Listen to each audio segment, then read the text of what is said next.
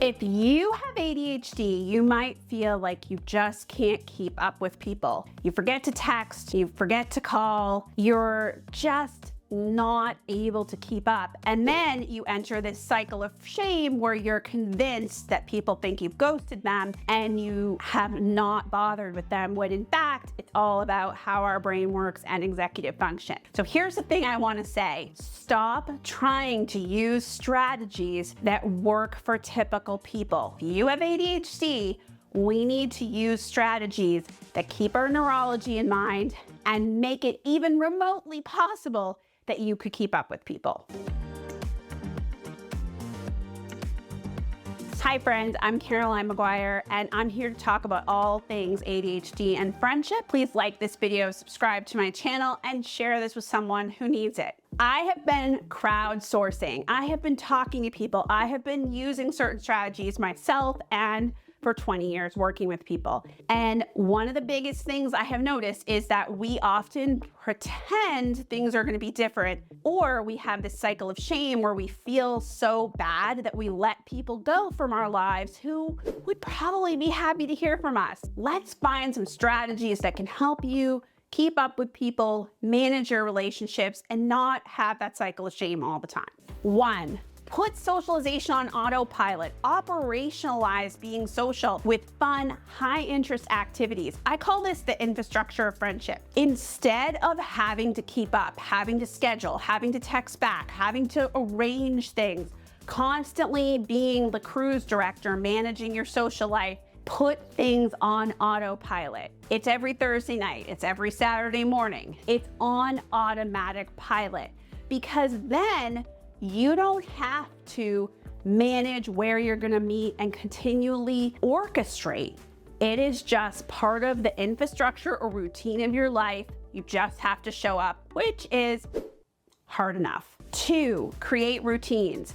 Externalizing things and making things a routine is our friend. So if you have a life where you need to keep up with people, like so many of us do, pick a time of day to answer. Don't just let this be something that you think you're gonna remember, because our memories aren't great. And if we have other things on our plate, other cognitive loads, you may remember for a second and then it fleetingly goes out. Part of this creating routines is actually my biggest tip, which is number 3, which is to anchor it. Incorporate getting back to people as part of your existing habits or routines, and have an anchor. An anchor is like a big reminder, a big thing that just screams, when I am doing this, I text back. So this is something that I use. Whenever I'm waiting for my kid's bus, I text back, I answer Instagram, I check my email. It could be whenever you drink your coffee, when you get to work and you're in the parking lot before you go inside.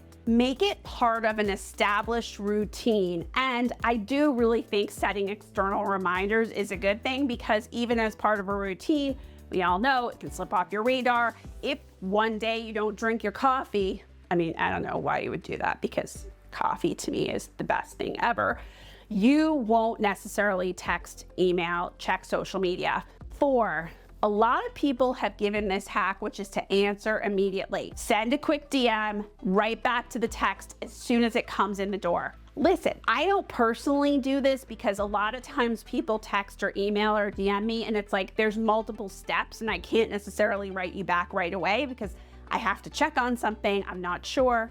But this is one that a lot of people that I crowdsourced said, just answer immediately. So I'm sharing it because it might work for you. And if it does, yay, that's the answer. 5, use a body double. A body double is someone who does things with you. There are even groups you can join for really cheap or for free, where all of you create productivity together by encouraging each other. If that works for you, that every day at 9 a.m. you log into a group and that's when you respond to people, that is awesome. It really helps, and having those people to encourage you and create that infrastructure can be a great way. I also want to circle back to my single favorite hack, which is a communication. A communication is when you explain your needs, your neurology. Don't have to use a diagnostic label. You don't have to say you're ADHD if you can't or you're not comfortable. But it explains your communication style in a way that allows people to understand. This, I think, cuts down on the cycle of shame and the feeling that we're ghosting people or we're letting them go. For instance, if I want to put things on autopilot, I'm going to use a communication to explain, hey, I'm a person who forgets to text back. So if we put this on autopilot, if it's always a set meeting, then I'm less likely to forget. Or you could even say, hey, because I often forget, I always check at 9 a.m. I always respond in the afternoon. This doesn't necessarily mean that people are going to do everything that you want, but it does give them insight into you. I've had people tell me, hey, I have a really long commute, so there's hours when I can't check text or email. Great, lovely, so glad to know. A great communication that I love is, hey, sometimes I forget to text back. I'm prone to falling off the radar, but I really love talking to you, or I really want to see you soon. So please keep texting me about it, or please can we set it on autopilot? Or you know what? I actually don't work greatest by email. Send me a text and I'll notice it.